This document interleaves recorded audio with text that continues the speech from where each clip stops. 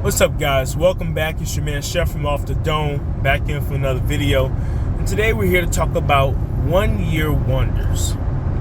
Now, this man right here,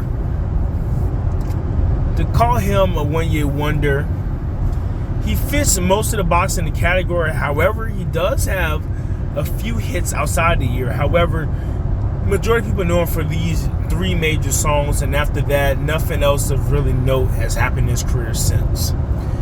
I'm here to talk about the man, the myth, the legend, the independent variable, Lil Dicky. No, I'm playing, man. I'm playing.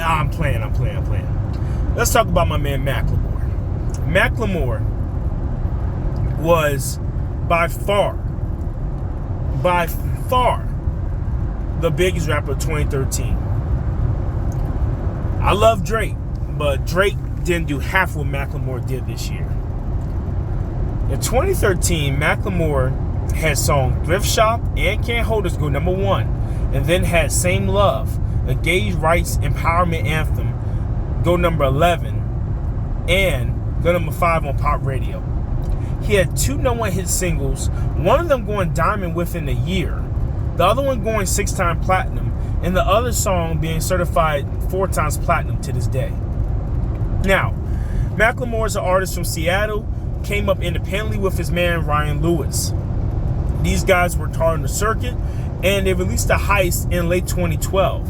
The album slowly climbed up the Billboard 200 charts, and Thrift Shop became popularized in September 2012 and started getting heavy radio play around Christmas and Thanksgiving and Christmas time.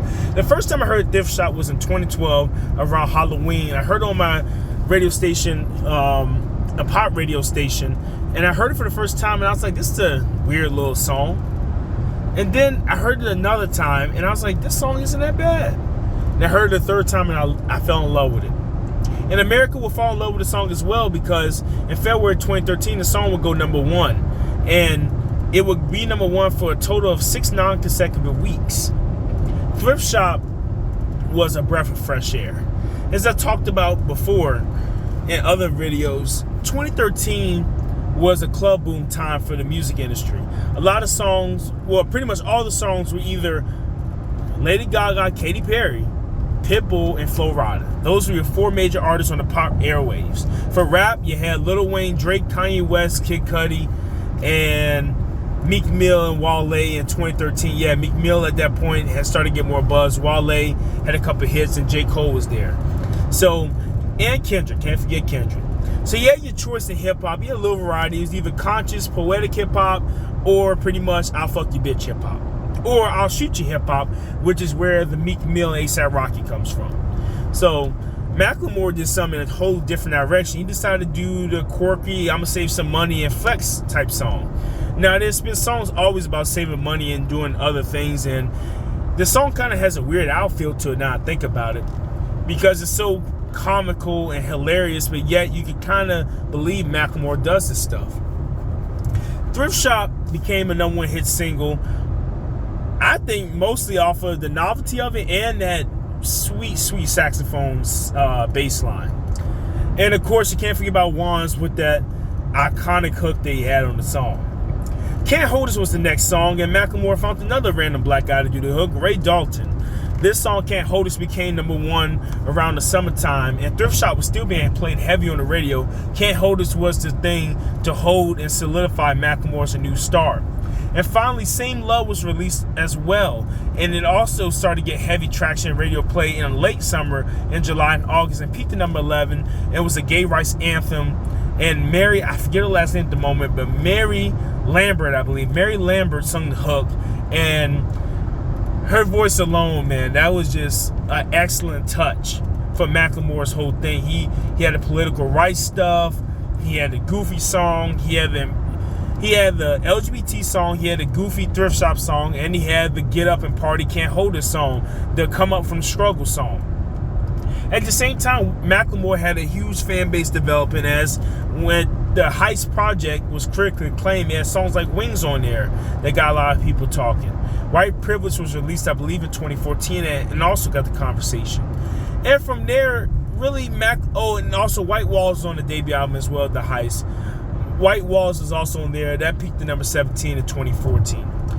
2013 and early part of 2014, Macklemore really was the it rapper, the it pop star, really. I mean, other than Justin Timberlake and Lorde came in late 2013, Drake, of course, and you had your Lady Gagas and Katy Perry's. For new acts, Macklemore was pretty much that guy that arrived and looked like he was going to stay around. However, sadly, he released his new single, Downtown, in a year and a half later, and that song would do pretty well. However, it didn't hit the same as the prior hits. And this Unruly Mess I Made debuted at number 4 on the Hot 100 and quickly fell off the charts, as a lot of people had mixed and negative reviews on the album. He then dropped Ryan Lewis a couple years later, and I believe in 2018 came out with his own album, Gemini. And it was a solo album by Macklemore, and it had Good Old Days with Kesha, and it had Glorious with Skylar Grey. And both those songs got decent adult contemporary radio and pop radio play. However, both songs failed to be in the top 20, and they were in the outskirts of the top 40. And from there, Macklemore really hasn't done much else with his career.